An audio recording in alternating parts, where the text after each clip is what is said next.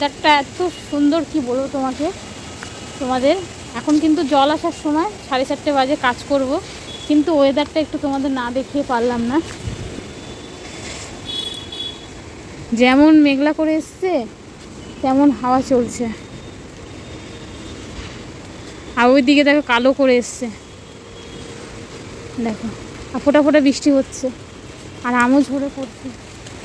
এখন এই বৃষ্টি কাজ করব কি করে, সেটাই চিন্তাধারা করছি আমি। বন্ধুরা, এখন বাজে 7টা, তো কিছুক্ষণ আগে সন্ধে দিয়ে আর যে জামা কাপড়গুলো তুলেছিলাম সব কিছু গুছিয়ে রাখলাম। আর মেয়ে অনলাইনে ক্লাস করছিল, ওর অনলাইনে পরীক্ষা হচ্ছিল, তো ম্যাম তো গেছে বাপের বাড়ি, তো ক্লাস অনলাইনেই নিচ্ছে। আরও দোকানে গেছিলো, এখন কুরকুরে নিয়ে এসে খাচ্ছে। আর বাইরে যা আজকে বললাম না, বিকেলবেলায় 4:30 নাগাদ পুরো অন্ধকার করে এসছে, বৃষ্টি আসার মতো।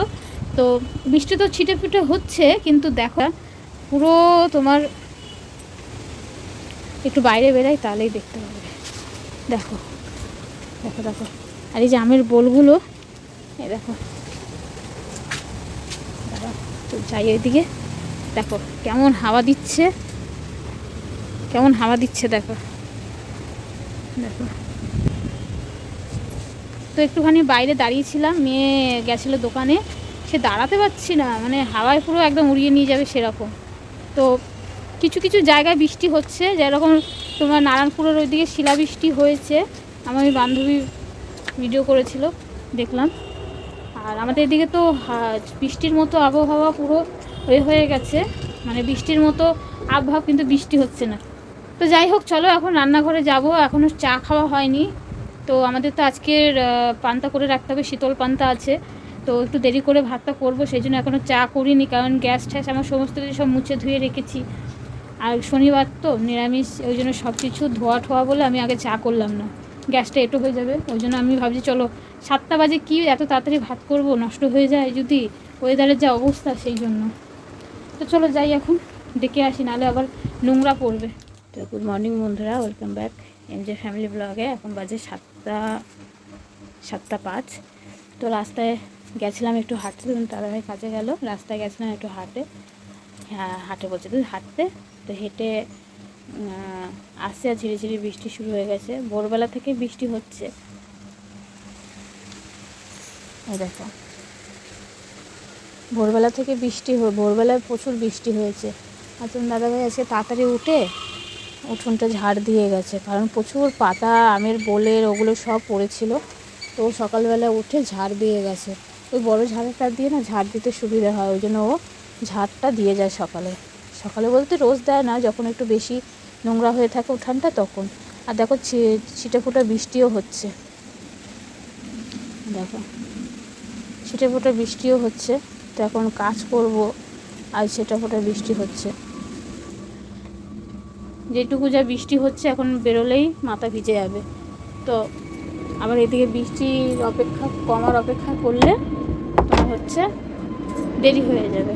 এখন বাজে 7:05।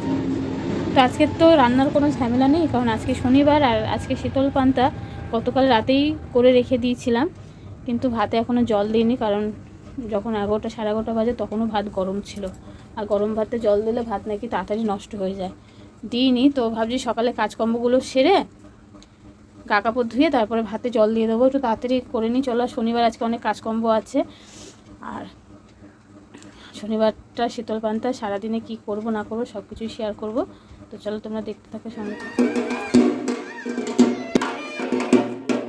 তো আমরা যখন আসছিলাম তখন কুলো নিয়ে বেরিয়েছিল, হয় মানে পুজোর 2 দিন 3 দিন আগে থেকে কুলো নিয়ে পাড়ায় পাড়ায় ঘোরে।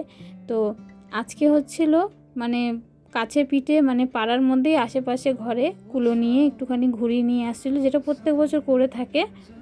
জানো তো, আগে আমাদের বাগান বাড়িতেও কুলো নিয়ে যেত, কিন্তু এখন কি বলো তো, সবার তো বয়স হয়েছে, অতটা দূরে হয়তো আর যাওয়া সম্ভব নেই, যেন কাছের পিঠ থেকেই, মানে কাছাকাছি থেকেই কুলো নিয়ে ঘুরে যায়। আর এই বছর দেখছি ফল সবাই গোটা গোটা ফলই দিয়েছে, মানে ডালার মধ্যে যারা ফল দিয়েছে তারা সব গোটা দিয়েছে, কারণ গেল বছর থেকে বারণ করে দিয়েছিল কেটে ফল যাতে না দেয়।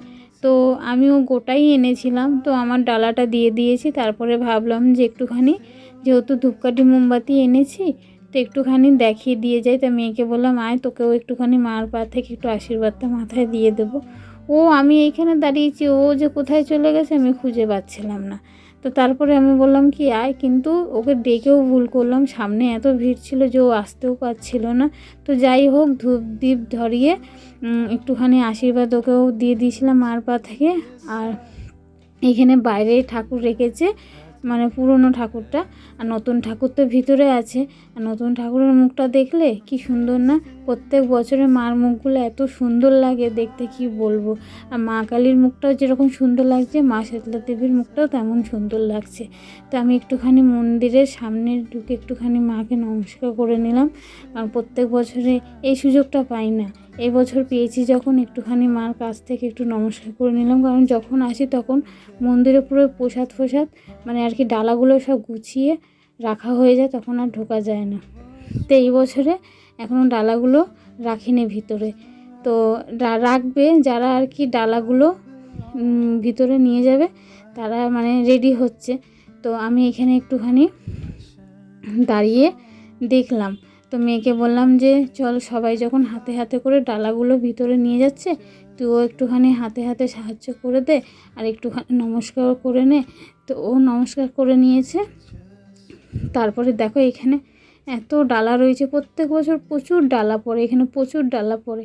আর যেন তোমাদের যেহেতু পরে ভয়েস দিচ্ছি আমি বলছি, যখন সন্ধ্যাবেলা 9টা 8:30টার সময় মেয়ে এসছিল ডালা নিতে, তখন শুধু আমার ঝুড়িটাই পড়েছিল, ওর ভিতরে কিছু ছিল না, ফল প্রসাদ কিছু ছিল না।